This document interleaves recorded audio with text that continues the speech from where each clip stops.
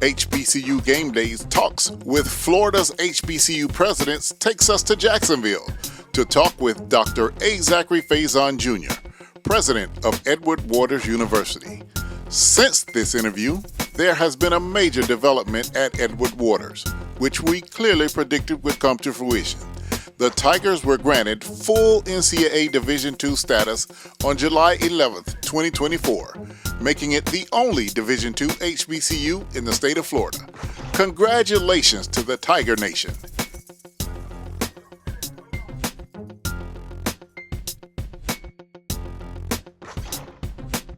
And oh yeah, we couldn't start this off without showing you exactly how much Dr. Faison loves his Tiger football team.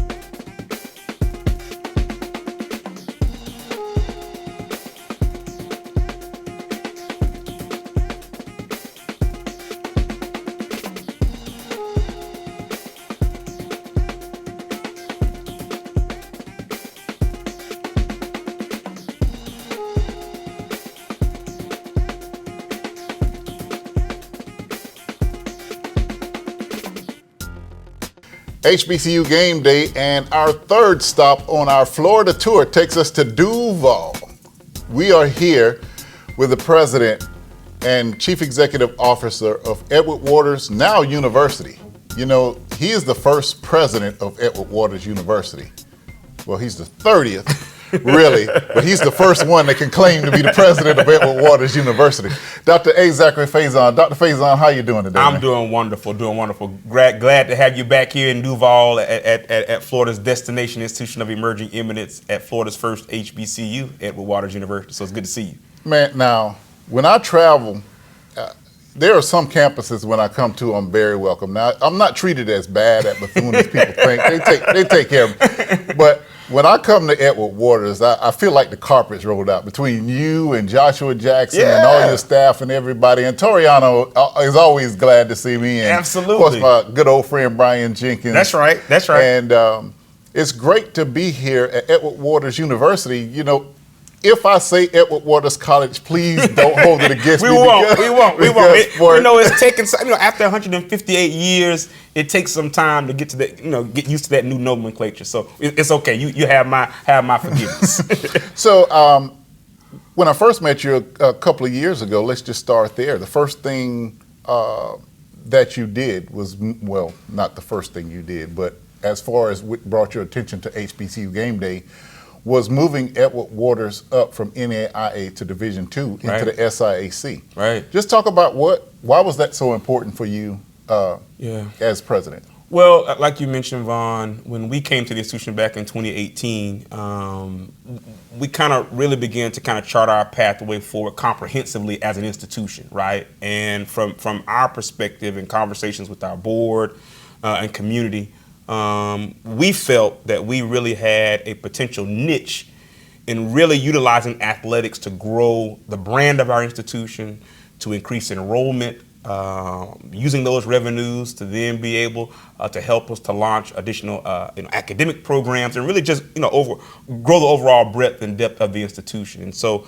our board back in 2019 took a leap of faith and gave me the authorization to move forward in making history here at Edward Waters, to move us for the first time as an NCAA member institution. We had actually formerly been members of the SIAC about 80 plus years ago, almost a century ago, and they were not NCAA affiliated then. So to make that move, we are now in our third and final year of the provisional period. We will know July the 15th, I believe, is when we'll get that final call, knock on wood, that we will have fully transitioned as a NCAA Division II institution, which will make us the state of Florida's only HBCU competing at the NCAA Division II level. I don't see an issue with that. With the growth of the university, with the upstanding things that are going on at Edward Waters, and that's where I want to get into now. Edward Waters is growing. Absolutely. At a fast pace, and it's making the national headlines. And a lot of positive things are coming out of Jacksonville that were kind of unexpected. Right. Just talk about the things that you've been able to achieve, you and your staff have been able to achieve in the period of time you've been here. Well, I think the first thing that I have to say, I'd be remiss in not saying this, is, as you know, Vaughn, I mean, a leader is only as strong as the persons that surround him or her. And so I have been blessed to have had just phenomenal leaders in our cabinet, in our directors, in the staff, and the faculty all around this institution that have really collectively bought into this strategic plan and goal that we have called Eminence 2025 that set out how we were going to really move the needle with regard to growing the brand and growing who we are as an institution. And so, as we talk about that from an athletics, perspective, moving from NAIA to NCAA Division II, and coming into the SIAC, that was big for us because we, as we looked around geographically, we're sitting right in the footprint within a 5-hour radius of almost 90% of the institutions that are in the SIAC. Another real kind of nexus that was there is that there are regional and HBCU rivalries, right? So prior to us coming into the SIAC, we were in the GCAC, wonderful conference, but we were the only institution with a football program in that conference. And so, I like to say we were playing, Little Sisters of the Poor, and so you didn't get the same kind of HBCU football experience, right? That our students wanted, our alumni wanted, and our city wanted. So it just made a lot of sense for us when you've got Savannah an hour and a half away, right? You've got within 5 hours, you've got Benedict, you've got Allen, you've got Fort Valley, you've got Tuskegee, you've got Clark Atlanta, right? We needed to make sure that our brand became synonymous with the brands of those institutions. It just made a lot of sense. So to be able to have been able to come into a conference with those other notable institutions and then add the flavor that we bring to that, it's been a phenomenal ride. Well, you're no stranger to HBCUs, graduating from Albany State. That's right. Going to, you got your Juris Doctorate at University of Georgia. That's right. But then going to Tuskegee. That's right. Where you served as legal counsel. That's right. Then the most important position for HBCUs, if you ask me, at Virginia Union, and at Mississippi Valley, you served in the fundraising capacity. That's right. So you got a great rounded experience. And to bring those things here to Edward Waters, how have all of those experiences at other HBCUs helped to grow this one? Yeah, I think as you pointed out, it's important for leaders, I think, to have different tools in the toolbox, right? So you talked about my experience at Virginia Union as a vice president for enrollment management. We needed to grow the institution at Edward Waters. And so certainly having an opportunity to lean on those experiences where we made some demonstrable progress at Virginia Union has been critical, I think, in helping me to lead and work in partnership with the folks here at Edward Waters to grow our enrollment. You talked about my experience at Mississippi Valley. There, I was the chief of staff and then later became vice president for institutional advancement, development, marketing, and communications, and was the registered state lobbyist for the institution, so working with the state legislature. So, how has that translated? When I came to Edward Waters, we were getting about $2.9 million in funding from our state. We're now up to $7.4 million, right? Back in 2022, we were able to achieve the largest one-time private gift to our endowment of $2.5 million from former CSX CEO Michael Ward, who is now on our board. So certainly, the experiences that I had formerly in advancement and development, I think have helped to shape, I think what the approach has been here at Edward Waters. We just last month had our 3rd annual Mayor's Mass Ball, so we've raised about $1.5 million or so in the last 3 years, and that was a new initiative. So, you know, it really is the amalgamation of what we're doing in athletics around enrollment management, fundraising, and then academic program development. You know, I don't want to get too far ahead, but I'm just so excited about what we've done with regard to really burnishing the academic brand here at Edward Waters. We've onboarded 10 new academic degree programs. All of them are 100% online, as you mentioned earlier, moving from Edward Waters College to Edward Waters University. Portended graduate degree programs for the first time at Edward Waters. So now we offer 4 graduate degree programs, a master's degree in business administration, a master's in public administration, a master in cybersecurity, which we're really excited about, and then also a master of education policy and advocacy program. And all of them are completely online and can be completed in as little as 12 months. So when you take those programs with our undergraduate degree programs, we just about 18 months ago solidified a partnership with the University of Florida and their College of Nursing. So we have a pipeline program here now where students can come and major in biology with us and then do 1 more year and come out with also a Bachelor of Science in Nursing from the University of Florida, which their College of Nursing sits right here in Jacksonville. A lot of folks don't know that. It really has just been, again, it's been a phenomenal ride that's led to, you know, unprecedented growth for our institution. We're the fastest growing HBCU in this state. A lot of folks don't know that, but we've grown by nearly 30% since 2019, while all other institutions really throughout the pandemic were seeing some challenges. We were skyrocketing, and we really believe the best is still yet to come. It appears from the outside looking in that Edward Waters was like this clay that just needed to be molded. The greatness was there, but the pieces just needed to be put together. And you and your staff came in and kind of hit the high points. Hit the points where you needed more degrees, you needed growth, and you used athletics to catapult that as well, the brand of athletics. And so many people miss that mark. You know, one of the, I don't say many controversial statements, but after the Celebration Bowl, you know, Tolly and the crew brought me in the studio, and I basically said, some colleges and universities just need to drop athletics. If you're not going to support it, it's making your university look bad.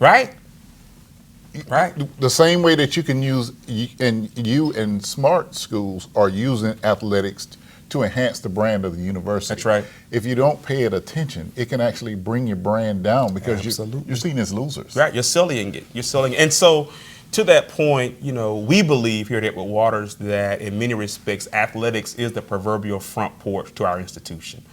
I'll share this with you. We had Honors Day just about a week or so ago. And the interesting thing is that you often see the same level of dedication, commitment, and discipline that it takes to be successful on the field. You see that same kind of characteristic trait translate in the classroom. So for example, my highest ranking senior student has a perfect 4.0 GPA, is a member of our baseball team, a Dayton Pass, right?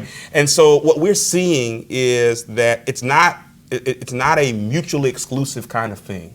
You can be an institution that has a strong academic core, students that are superlative in the classroom, and at the same time also place a strong emphasis and high emphasis on athletics. And I think that Edward Waters really serves as an example and a model for doing just that. Walking down the street, you know, I did some shots around campus before I came here, and this guy came up to me with some jeans and some shades and was like, "Hey, Vaughn, what you doing over here?" It was Toriano Market. I said, Coach, "Man, you look like a student." He literally looked like a coach. You look like a student out here. Bringing in Toriano, how has that escalated the athletics brand of the football program at Edward Waters? It's been, in a word, transformational. That guy and his staff and what they have done to the brand of Edward Waters football, you know, it's not a secret. You know, before his onboarding and before last year, we had 16 consecutive years of non-500 football. I didn't say championship. I'm just saying a winning record. And what he has done in the past 3 years to really just change the culture, change the attitude that we expect to win. We're not here to collect a check.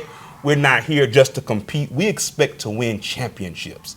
And I think that you're seeing the fruits of the labor that Coach Morgan and his staff have put in, and those young men, the work and the dedication that they have put in, for us to be able to slay some SIAC giants last year. I know you were down when we slayed Tuskegee at their homecoming in front of 40,000. Yeah. Shouts out to the Golden Tigers. The real Tigers were in the house on that day and sent those folks home a little sad. And then to have taken down Albany State, my alma mater, who I love, but they are a blue blood in the SIAC, and we were happy to send them on up the road as well last year. I'm selling a few Wolf tickets today. Yeah, I'm doing it. I got to stop you. Yeah. Because as we talk about this, I was in town with double duty. There was a Division I game going on in your town. Right.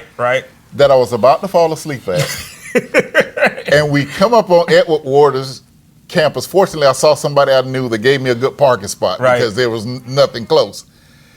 And the game came down to the last play, and it was quite an amazing show. That energy that you're talking about. Yeah. From the DJ to the band to the cheerleader to the fans, it was really a festive atmosphere out at the football field. I mean, the energy, the excitement. You were here. It was palpable, and no shade to that game that was going on there. I love Bethune-Cookman. I love Southern University. I'm saying it. I love those are our sister institutions. But the best game that was going on in Jacksonville was right here at Edward Waters University. I mean, that crowd, the atmosphere, it was electric. And so that was what we wanted to be able to bring. To our campus community. Our students are wanting an authentic, comprehensive HBCU experience, and they're getting that now with our on-campus stadium. As you've seen, it's a beautiful facility. We've made some real investments in the facilities here at Edward Waters.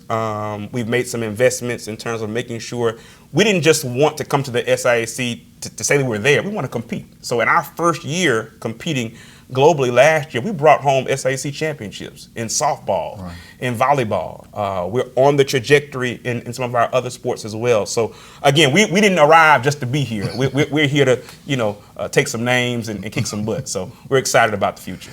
One thing that HBCUs thrive on that makes them successful is the university administration working well with the athletic administration. So you have a great athletic administrator leading the department as well. Yeah, I truly believe, like you mentioned, that there has to be a symbiotic synergy between the president and the athletic director. And I have been blessed to what I believe, selfishly, I think I have the best associate vice president and director of intercollegiate athletics in the country here in Dr. Ivana Rich. The job that she has done to come in and continue this vision. Sometimes it's difficult when folks come in and things are already moving. How do they fit in? And she has come in and not just fit in, but really has taken things to an even higher level in terms of her level of leadership, her engagement with our student athletes, with our coaches, and the entire community. She is a phenomenal woman leader. She made history. She was the first African-American woman to lead the athletics program here at Edward Waters, and she is just doing a absolutely phenomenal job. As the components of a great university are elevating here at Edward Waters, where do you see yourself in a year, or even a little farther than a year? Where would you like to see Edward Waters? So, one of the things that we're really strategically making plans for, as you've mentioned, we have grown significantly. The prior 2 years prior to this past year, we had to have students in hotels with buses going back and forth. We weren't even able to afford to do that this year, so we had a waiting list of students.